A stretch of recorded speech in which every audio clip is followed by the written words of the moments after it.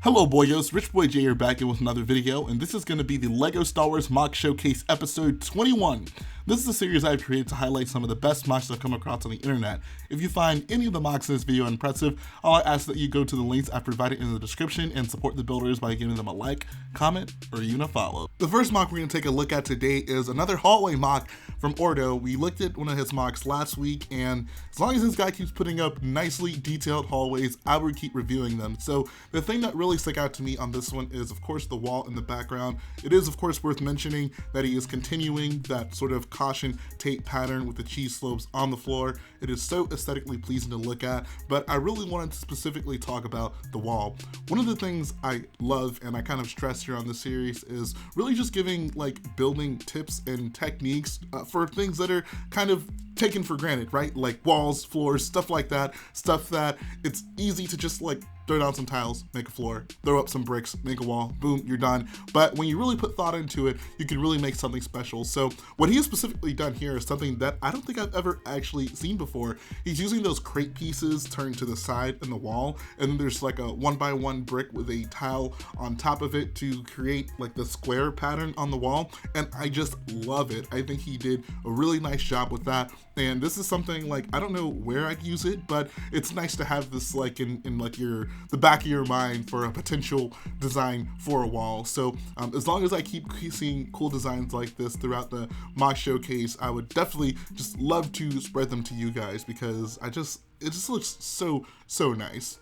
I guess this is even a great opportunity to ask you guys, do you appreciate stuff like this where, I mean, I can't really talk too extensively about the MOC, like it's pretty simple, but just showing you guys different ways you can build different things. Like, do you appreciate kind of when I highlight things like that, or are you more interested in the big picture of MOCs? Definitely let me know in the comment section below. The next MOC we're going to take a look at is a brick-built General Grievous build by Jarema.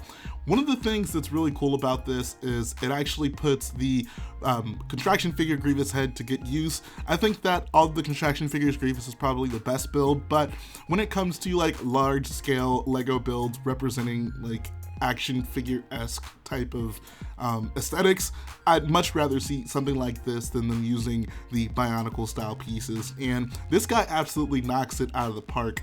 One of the first things that I think that'll draw your eye is just like the fact that he has 3 red lightsabers, 1 blue one. Blue one actually kind of looks like Obi-Wan, the one in his I was gonna say his left hand. He has 2 left hands. The left hand that is closest to the left looks kind of like Dooku's lightsaber. I guess if you're like following the movie correctly, he's supposed to have what, like 2 Obi-Wan lightsabers and 2 Qui-Gon lightsabers, but that's besides the point. Onto the actual build, there's some just really nice techniques in here. I specifically like the legs. I feel like that assembly looks really good. I like the use of those, I don't even know what you'd call them. They're kind of like those Technic lift arm pieces, but there's only a hole at either end and you can attach them to toe balls. I think that those actually look really nice there, as well as the kind of random piping that goes through his body. There's a very nice balance of like the tan kind of armor plating around like the mechanical parts on this build that also look really nice. If we look towards the very bottom of it, I think that the feet builds are just so freaking cool. Like, this is such a nice looking assembly right here.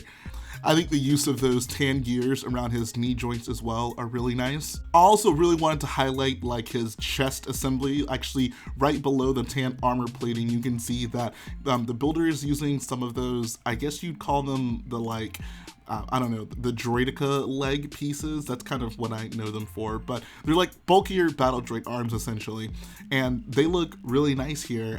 There's like the horn pieces that kind of all come together at the very front to also portray the look of his chest, and there's just some really nice stuff in here. If I'm not mistaken, also towards the back, it looks like he may also be using some of the black hot dog pieces to kind of represent the rib cage going around the back of his assembly, which if so, like that is such a clever usage of those parts. Wonderful job there.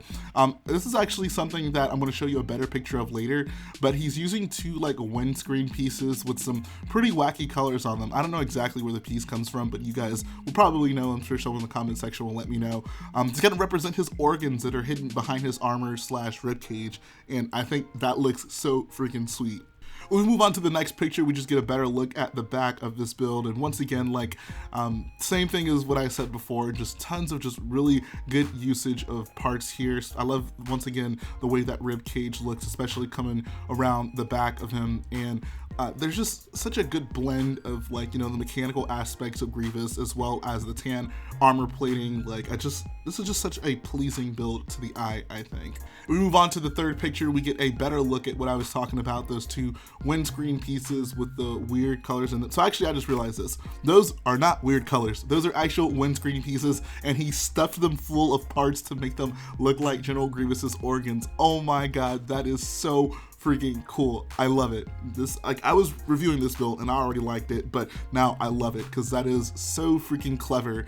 Like, I don't think, if someone told me to build this, I don't think I've ever would have come up with that type of design. It is literally ingenious.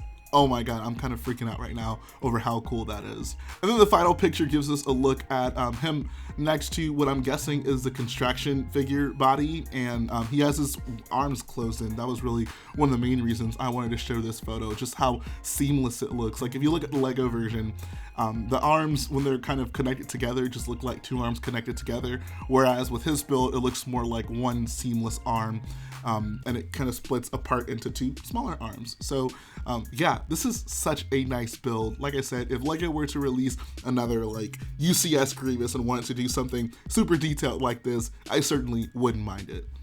Next up, we're going to take a look at a Sullust build by Ganti. So let's actually first start off to the right side of the build. I love these kind of concepts for builds, you know, rebels infiltrating an Imperial base, classic Star Wars conflict, doesn't get much better than that.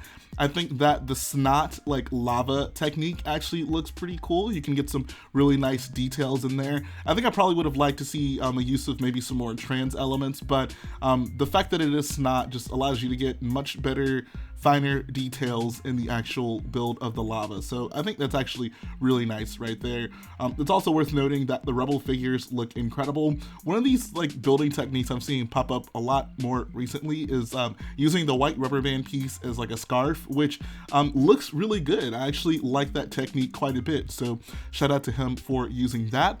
I think that, I mean, the refiner equipment also looks pretty cool. I have no idea what the heck they might be doing with lava, but hey, the assembly looks pretty sweet. There's like an Imperial sticker as well as a caution sticker on it as well.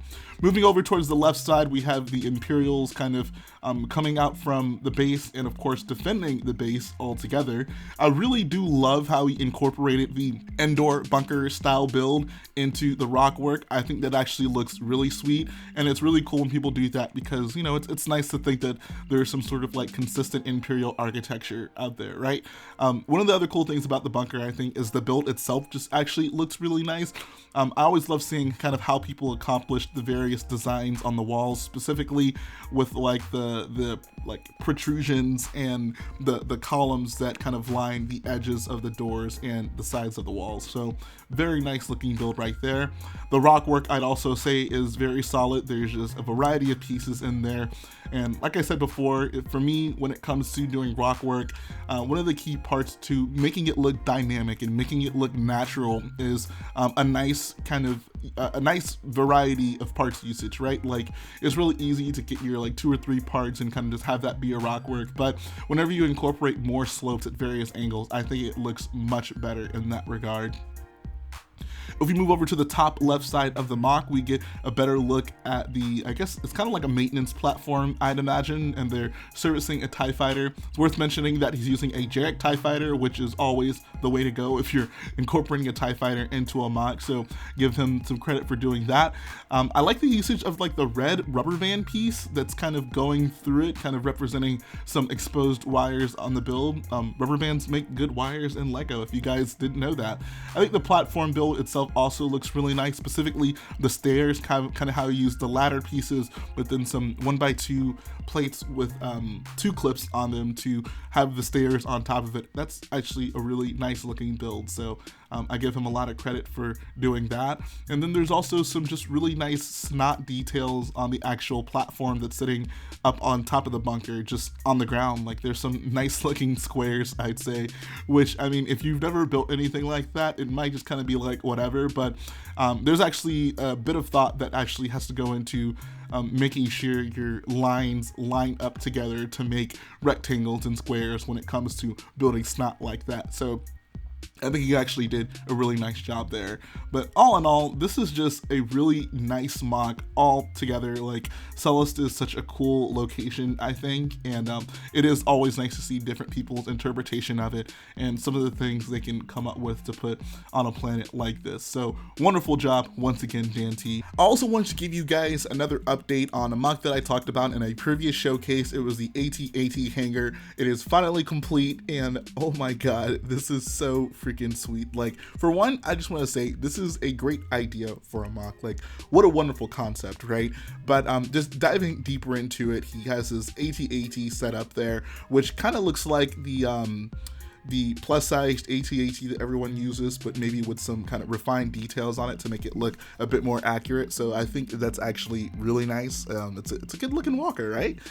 I love the maintenance workers kind of standing on the crosswalk in front of the walker. I don't know, it's always kind of funny to see stuff like that with Lego Star Wars specifically. If you look on the balcony kind of right behind the walker, you got Grand Moff Tarkin along with some Imperial officers, as well as looks like a stormtrooper back there. I think the usage of lights in this MOC is also incredible. It's kind of hard to tell, but it looks like there's, like, I guess, a partial kind of ceiling to the MOC that the lights are coming down from, which looks really nice as well. I think it'd be really sweet if he could somehow incorporate like a full ceiling, so you could look like inside the MOC and up, and then there's like an actual ceiling there, right? It's kind of cool, I think, when builders are able to implement that. But either way, I still think he did a fantastic job on this. I think in my last analysis of it, I talked a lot about kind of the wall details, so I won't dive too much into that here, but it is worth noting that they look just incredible. Move on to the next photo. We get a better look at kind of the underside of the AT-AT walker.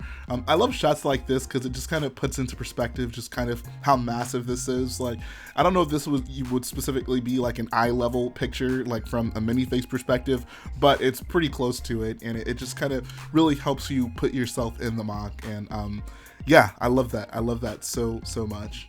If we look at the final photo, we get a better look at the AT-AT, as well as kind of some of the stuff that's going on inside of the actual hangar. And I mean, when I first reviewed this, like, there was, you know, a lot of stuff going on, but this MOC is just so much more lively with what he has added to it, like the AT-AT walker, the various like catwalks and maintenance equipment that's hanging out around. And then, like, if you look at the bottom left corner, there's even one of those classic like Death Star hexagonal doors, and it looks like there's even maybe a room back there. I would love to see more photos of this thing and to, you know, to see like how extensive is this MOC actually. This is just such a great concept for a MOC. Like, you know, guys know one of my favorite MOCs of all time is Brick Plumber's Death Star MOC, and I was thinking, like, if you kind of wanted to extend that and do a Death Star MOC that's like scenes from the film, but also just stuff that you'd kind of expect to be on the Death Star, I think that this would be a great candidate for a potential room in there, right? Like an AT-AT like maintenance hangar. Why not? That would actually be kind of a cool concept to do. So all in all, Tastin Man just knocked this thing out of the park, and I would love to see this thing in person someday. Alright guys, that's going to finish up the video today. I hope you enjoyed checking out these MOCs as much as I enjoyed getting to talk about them. So one thing I ask is that you go and support the builders. They certainly deserve it. Use those links I've included in the description and show them some love. That's the only thing I ask that you take away from this video. And also, if you like what I do, go ahead, support the video by hitting the like button, support the channel by smashing the subscribe button, and I'll be back again very soon.